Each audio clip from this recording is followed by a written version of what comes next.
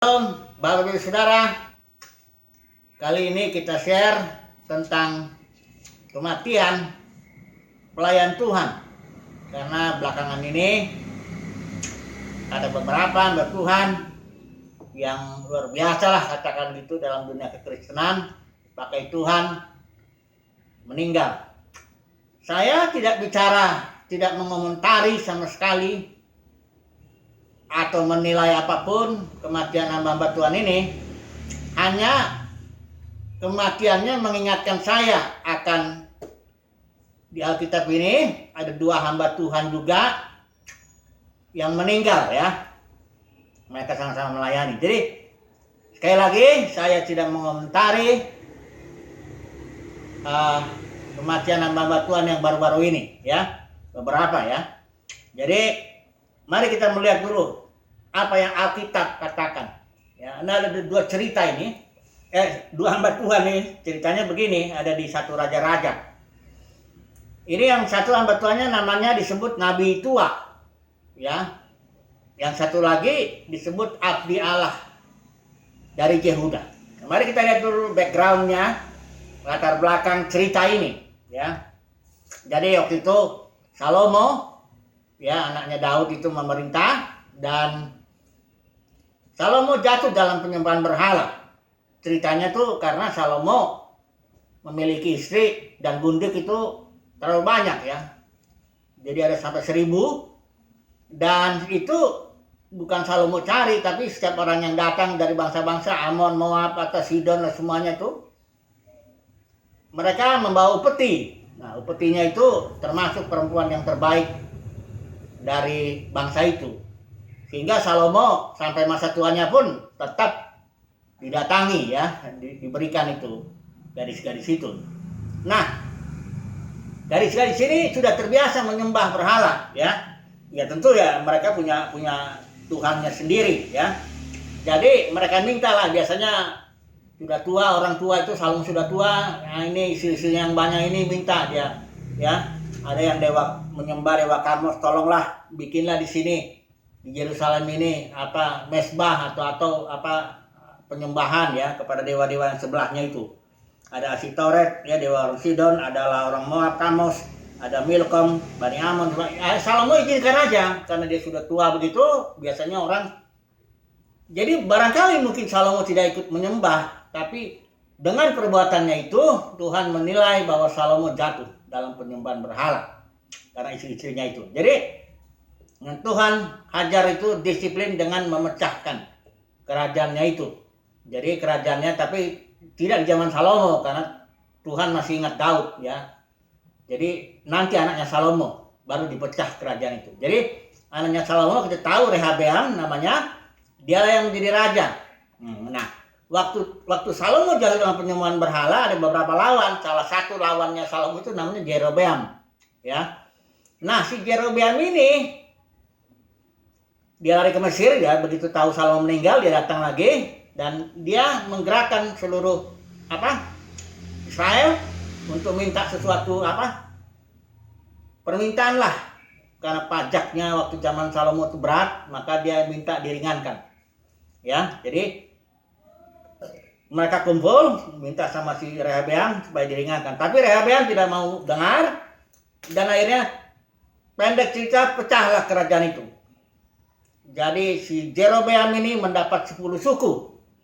Emang sudah dinubuatkan oleh Nabi Ahia itu dari Silo. Ini Jerobeam ini orang Efraim. Jadi kalau tahu ceritanya, di Efraim itu tadinya bait suci itu ada di Silo. Tapi karena Imam Eli semua anak-anaknya, Pinehas itu semuanya nakal, pindahlah dari suku Efraim menjadi suku Yehuda. Daud ya, dan Tuhan pilih Yerusalem. Ini sebenarnya persaingan yang ngeri juga di sebelah Tuhan ini, karena Tuhan bilang begini sama Jerobeam lewat Nabi Ahia, kalau kamu sungguh-sungguh ikut Tuhan, ya, kamu akan kuberkati seperti Daud ini, keluarga Daud. Jadi ini persaingan antara Efraim dengan Yehuda ini ya. Jadi ini dapat 10 suku, yang Yehuda ini, Rehabeam ini hanya dapat 2, suku Yehuda tentunya dan sama suku Benyamin. Nah, pecahlah kerajaan itu, kerajaan Israel itu yang dibilang sebelah utara itu dengan kerajaan Yehuda di sini. Nah, sayangnya Jerobeam ini bukannya dia berpikir-pikir itu ya. Ini di dalam satu raja-raja itu pasal yang ke-12 ini dia pikir-pikir kalau nanti orang Israel harus menyembahnya datang ke Yerusalem karena mereka harus di Taurat harus 3 kali minimal datang ke Yerusalem pada hari Paskah, Pentakosta dan Tabernakel. Dia pikir nanti kalau datang ke Yerusalem, ini rakyat bisa kembali ke Rehabeam ini. Itu Jerobeam ini begitu. Akhirnya dia mulailah ibadah yang baru. Pasal 12 ini kalau saudara mau baca ini, dia bikinlah anak lembu, ya, yang satu ditaruh di Betel, yang satu ditaruh di Dan, ya, kota Dan itu. Nah, dia mulai ibadah yang baru dengan angkat imam-imam yang bukan orang Lewi. Pokoknya dia mulailah tetapkan hari raya. Jerobeam ini mulai ibadah yang baru. Ini luar biasa ini Jerobeam ini. Berani melangkah. Padahal ada janji Tuhan bahwa dia itu akan keluarganya akan disertai. Artinya keluarga Daud akan dipermalukan lah walaupun tidak selamanya. Nah, ketika sudah terjadilah ibadah yang baru ini, maka baru masuk kita ke cerita ini. Ada di Samaria itu di daerahnya si Jerobeam ini seorang nabi namanya disebut di sini nabi tua.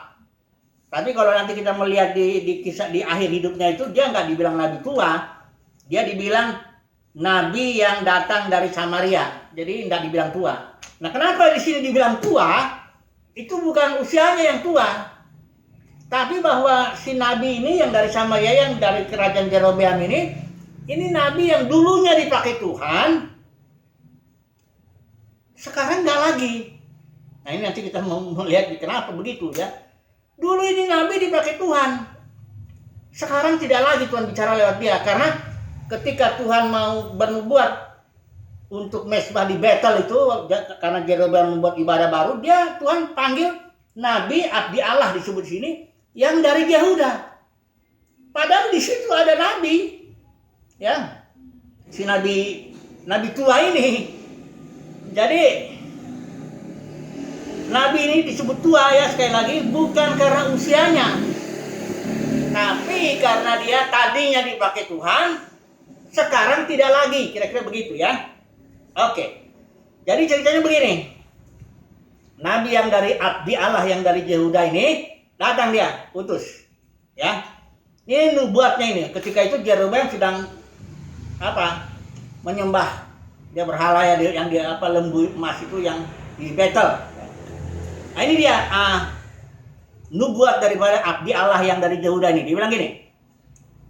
1 Raja-Raja 13 ayat 2, lalu atas perintah Tuhan berserulah orang itu, nabi abdi Allah itu, terhadap mesbah yang dimana Jerobeam itu bikin ibadah baru.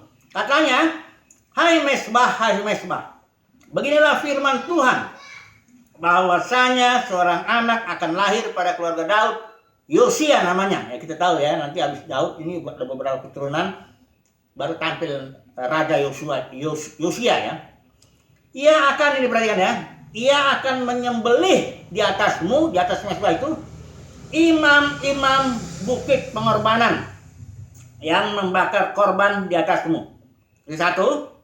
Yang kedua, juga tulang-tulang manusia akan dibakar di atasmu. Di sini dibilang maksudnya tulang-tulang si orang semua yang menyembah itu, termasuk imam-imam di situ, akan dibakar dan dinajiskan. Dipandang najis lah ini orang itu, ya. Ini nubuat yang ngeri ini. Dibilang kepada mesbah, akan ada seorang yang namanya Yosia, dia akan menyembelih di atas mesbah itu, mesbah penyembahan berhala lembu emas itu, akan menyembelih imam-imam, satu. Yang kedua, bahkan yang sudah mati pun imam-imamnya atau apa semua yang menyembah berhala, itu tulang-tulangnya akan dibakar di situ dan dinajiskan. Nah, ini di zaman perjanjian lama ini penting ini soal tulang-tulang ini, karena tulang Elisa itu, kita tahu hamba Tuhan luar biasa Elisa ini, dia dapat double porsi, urapannya 2 kali daripada Elia. Elia bikin mujizat 8 kali, Elisa 16 kali. Tulang-tulangnya itu, waktu itu ada gerombolan lempar mayat ke tulang-tulangnya itu, kena mayat itu ke tulangnya si Elisa ini, hidup mayat itu. Artinya di dalam tulang-tulangnya itu sih masih ada juga kuasa urapan mujizat Tuhan di situ. Jadi Dalam konteks perjanjian lama, mayat-mayat itu ada artinya itu. Sama seperti kalau di waktu kuburan Abraham itu di Hebron. Itu Hebron kota yang sangat penting sekali ya. Kaleb yang mendapatkan kota itu karena di situ Abraham dengan Sarah dikubur. Jadi semakin orang mendekat kepada kuburannya, semakin dekat dengan janji Tuhan di situ. Makanya Yusuf tidak mau dikubur di Mesir.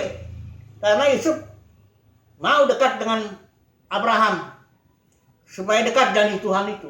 Kira-kira begitulah. Jadi pada konteks perjanjian lama, mayat atau kuburan atau tulang-tulang itu sangat penting. Makanya ini nubuat ini cukup mengerikan ini, ya.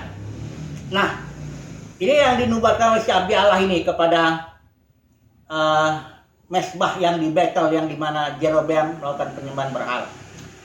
Saya membagikan ini sebagai background dulu ya. Nah, saya akan bagikan 3 poin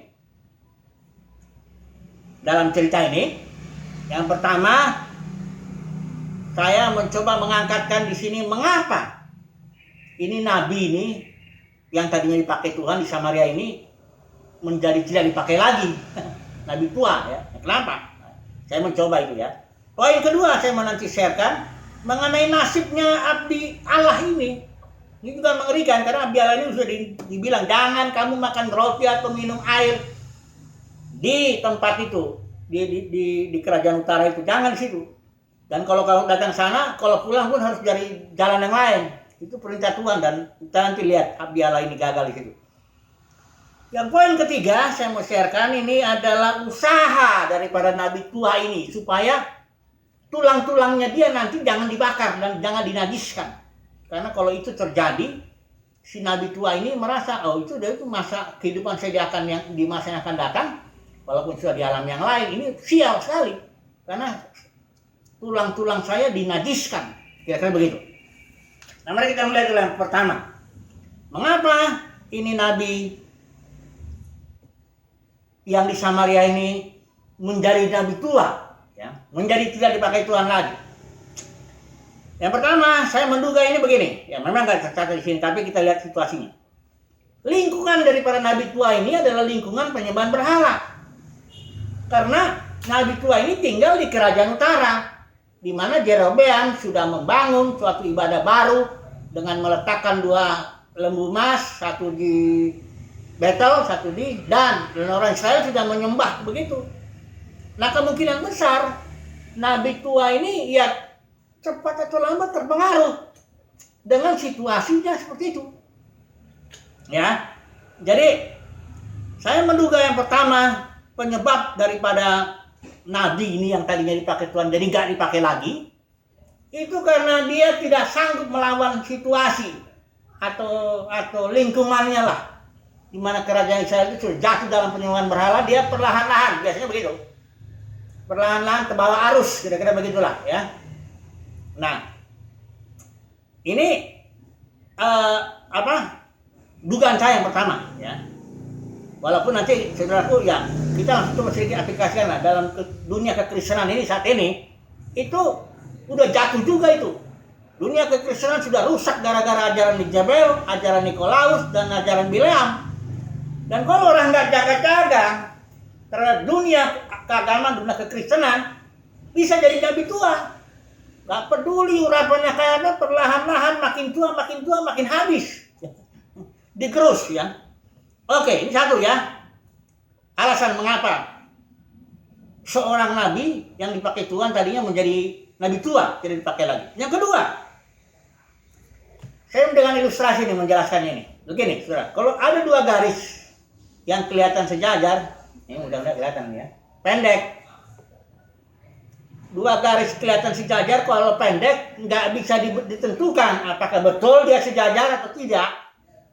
Tarik dulu dia, harus ditarik ke titik ekstrimnya panjang sekali baru nanti ketahuan ini garis betul-betul sejajar atau enggak. Ataukah kalau nanti ternyata tidak, ya dia akan makin jauh makin kelihatan dia ininya pisahnya atau dia bertabrakan. Ya, jadi hasilnya begini, sesuatu yang di awalnya itu misalnya seorang tuh semangat, main Tuhan, waduh, khotbah sana sini, luar biasa. Itu belum tentu juga, ya, karena itu awal. Harus dulu ditarik 10 tahun lagi, 20 tahun lagi, 30 tahun lagi. Ada nggak terjadi sesuatu kesalahan, katakanlah begitu. Ini 2 garis sejajar ini pasti ada sesuatu yang salah kalau kelihatannya ya. Ada sesuatu di situ, kesalahan. Tapi kesalahan itu tidak terlihat karena di awal. Tapi nanti baru kelihatan dia, ya. Nah, Nabi tua ini saya percaya memang kenapa dia bisa dipengaruhi, misalnya dia dipengaruhi oleh lingkungannya. Pasti ada sesuatu dalam dirinya, entah dalam hatinya yang atau ajarannya atau apanya yang memang dia cinta dunia inilah atau apapun ya. Ada sesuatu lah yang di awalnya tidak kelihatan. Tapi setelah 10 tahun, 20 tahun, 30 tahun kelihatan bahwa dia cinta lah kepada dunia ini, kira-kira begitu lah. Ya. Kayak Demas itu pengikut Paulus, satu tim dengan Paulus, sebenarnya nggak main-main satu tim dengan Paulus ini. Itu tim dengan Paulus itu ada Titus, Timotius, ya, ada Lukas, itu orang-orang yang sungguh-sungguh manusia sejarah. Ada orang yang namanya Demas. Satu tim sama Paulus. Ujung-ujungnya dia mencintai dunia ini lagi. Jadi saudaraku, awal sesuatu kalau ada kekeliruan ya, akhirnya nanti akan kelihatannya di sana. Nah, ini yang kita tangkap dulu ya. Inilah pelajaran yang kita dapat dari Nabi tua ini, ya. Semoga kita jangan begitu ya. Yang kedua, sekarang poin kedua. Saya mau bicara tentang abdi Allah ini. Ini abdi Allah ini benar-benar orang abdi Allah. Dia dipakai Tuhan. Ketika Tuhan mau bicara di mesbah itu yang di Betel yang penyembahan berhalanya si Jerobeam ini, Tuhan panggil dia, ya. Dengan persyaratan jangan kamu makan roti atau minum air di situ, ya. Yang kedua, kau harus pulang nanti, jangan satu arah dengan ini. Emang kadang-kadang perintahnya agak heran ya, tapi ya itulah perintah Tuhan, ya. Nabi Allah ini taat. Ketika dia bernubuat awalnya ya, ketika dia bernubuat kepada Jerobeam, dibilang, hai mesbah, ini nubuatnya ini ya, akan datang seorang yang nanti dari keturunan Daud, Yosia namanya pun disebut itu, jelas itu Yosia. Dia akan membakar atau menyembelih di atas imam-imam. Yang kedua akan membakar tulang-tulangnya juga, termasuk situ yang menyembah, menajiskan. Jerobeam marah, dia tunjuk, tangkap dia, tangannya nggak bisa balik. Akhirnya Jerobeam ini bilang, tolonglah belas kasihan, berdoalah kepada Allahmu. Akhirnya berdoalah abdi Allah ini, tangannya balik. Jerobeam bilang, ayolah kita ke rumah dulu, aku mau kasih hadiah. Nah, ini yang pertama, pencobaan pertama ini abdi Allah ini berhasil. Raja mengasih hadiah. Memang benar-benar ini abdi Allah. Enggak, kata dia bilang, sekalipun kau mengasih apa, pokoknya aku enggak, karena perintah Tuhan tegas, aku enggak boleh makan dan minum roti di sini, makan roti dan minum air di sini. Pergi dia. Nah, ceritalah ini, kejadian ini ada anak-anak si Nabi tua karena di daerah situ kan. Anak-anaknya cerita sama si Nabi tua ini, ada abdi Allah dari Yehuda, dia menubuatkan ini, disebutkanlah ini nubuatnya.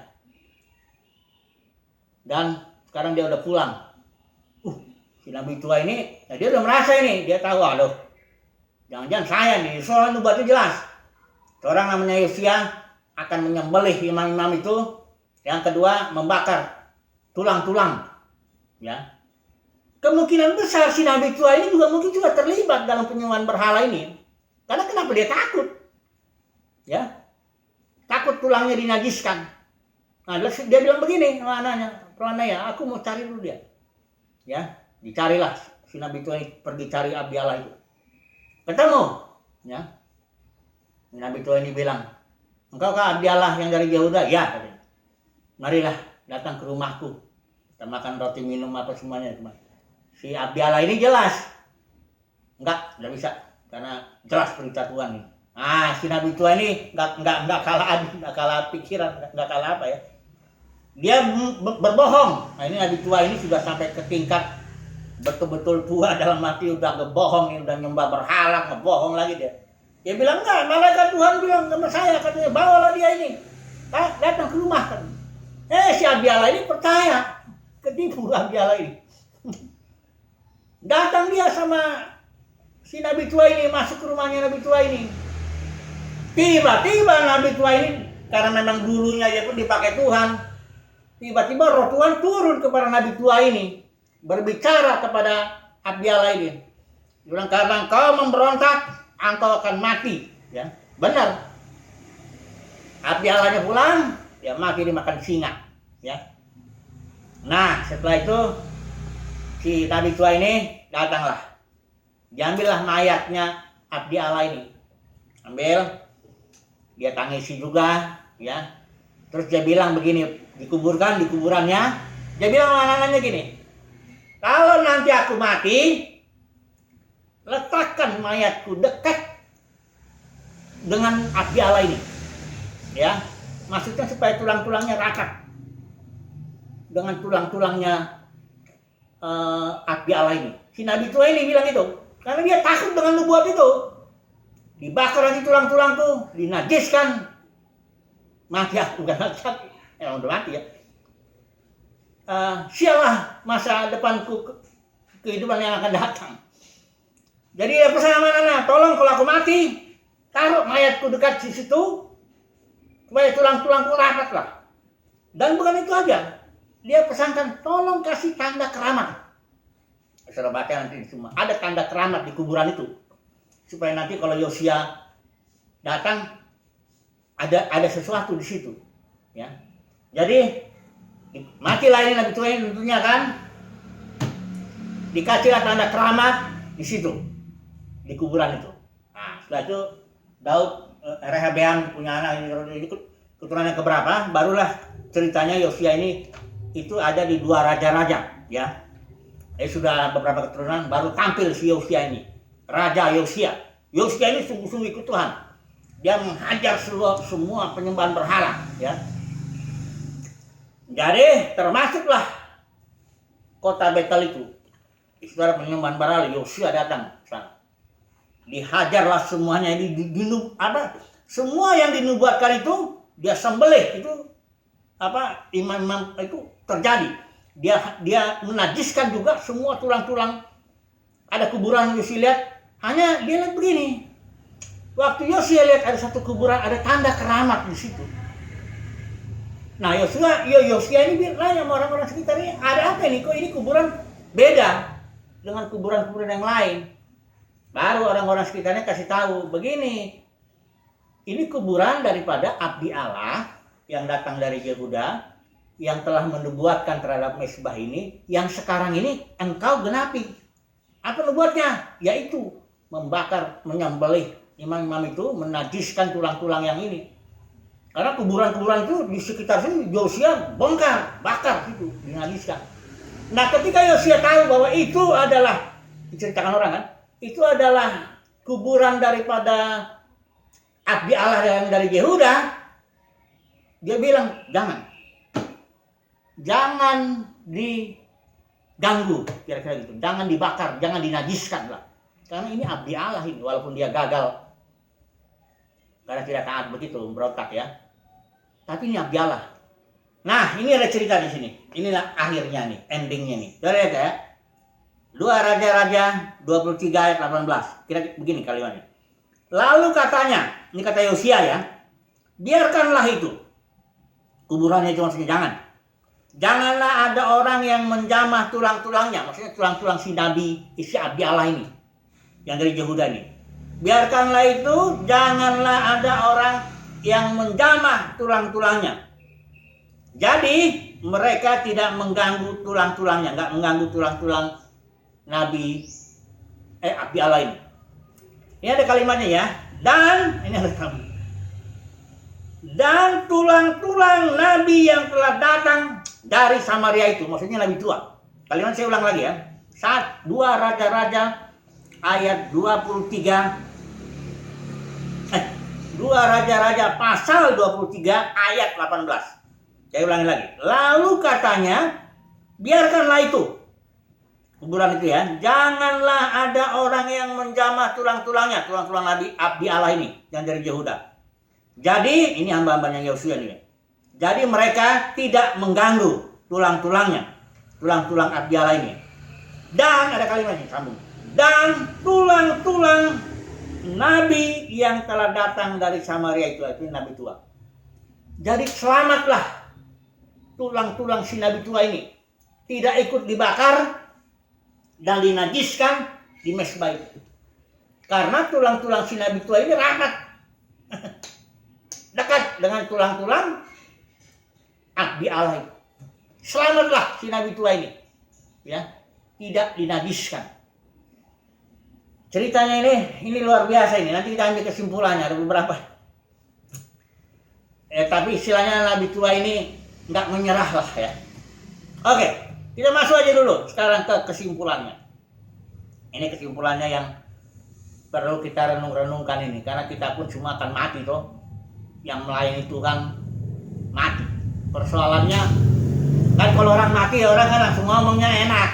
Dia telah menyelesaikan perjuangan yang berharga, semuanya enak-enak lah, berharga kematian orang yang dikasihnya.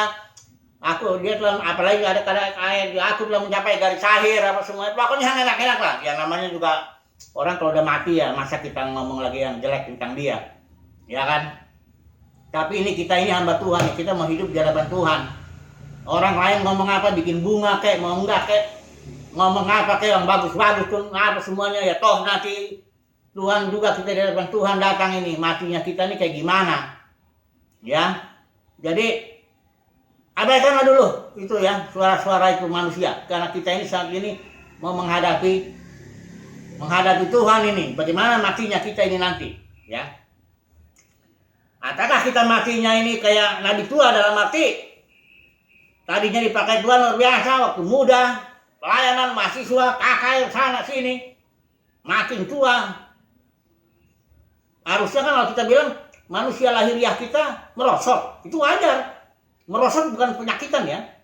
Manusia lahiriah ini, tubuh ini merosot itu artinya dulunya ngangkat 10 kilo, 20 kilo. Enteng banget. Tapi sekarang ngangkat termos saja yang isinya penuh udah berat. Itu artinya manusia lahiriah merosot. Tapi, ini yang kita bilang, manusia batiniah makin diperbarui hari lepas hari. Ya. Inilah yang normalnya. Bukan jadi nabi tua. Tadinya waktu muda keliling kakek sana, melayani sana sini, makin tua sesuai dengan tubuhnya yang makin reot. Demikian juga urapannya pun reot, pewahyuannya pun reot, ya. Penyertaan Tuhan pun jadi kayak manusia biasa gitu.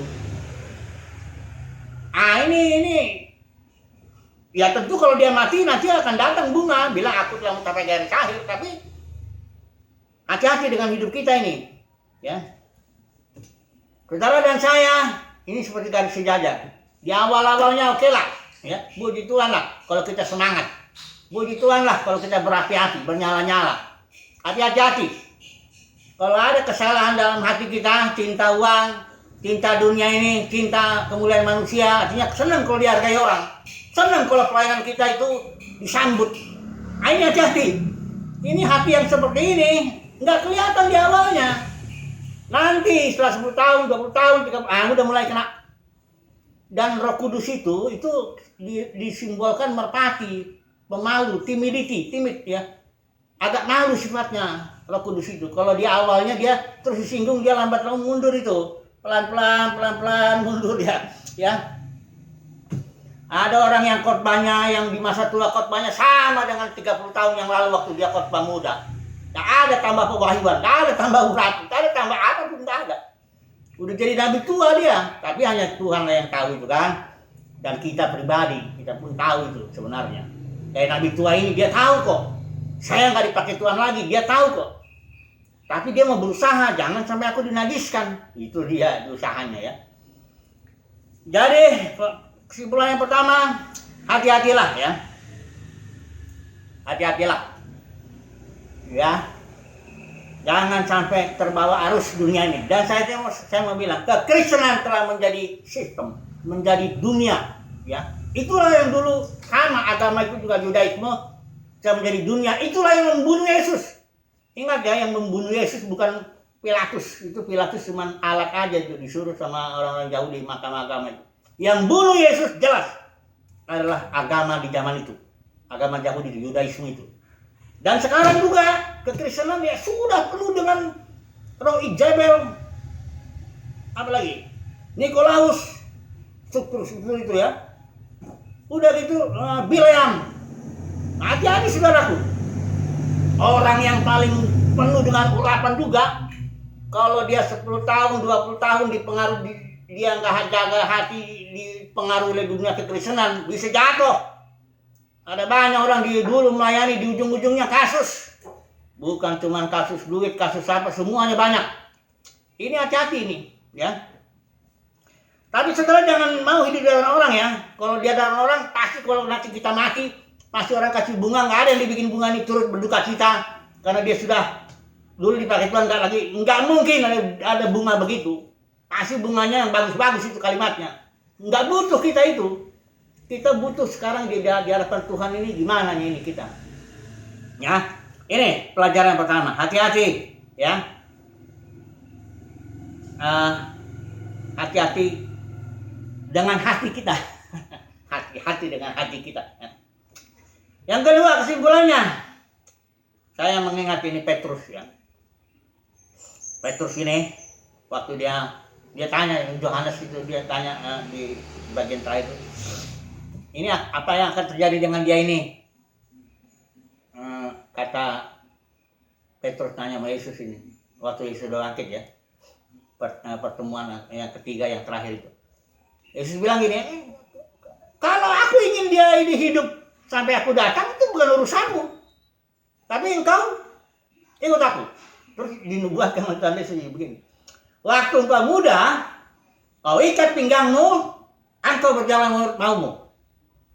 Tapi ketika engkau tua, engkau akan ikat pinggangmu, engkau akan serahkan itu kepada talinya itu kepada orang lain.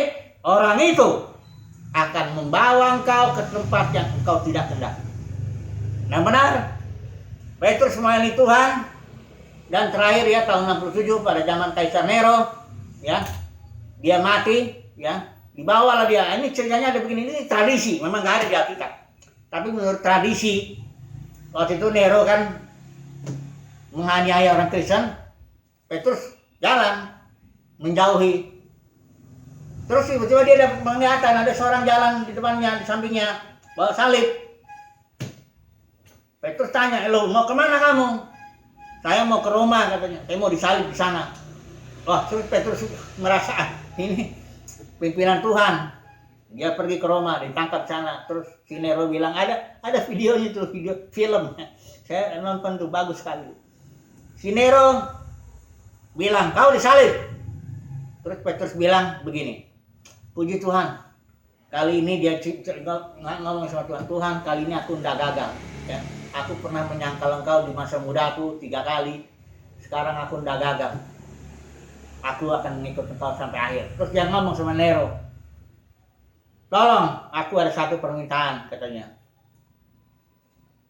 "Jangan aku disalib kepala di atas, karena Tuhanku disalib kepalanya di atas, aku nggak layak begitu. Tolong, aku disalib kepalaku di bawah." Ya Nero bilang, "Ya iyalah, aku ini murah hati kok," katanya di film itu.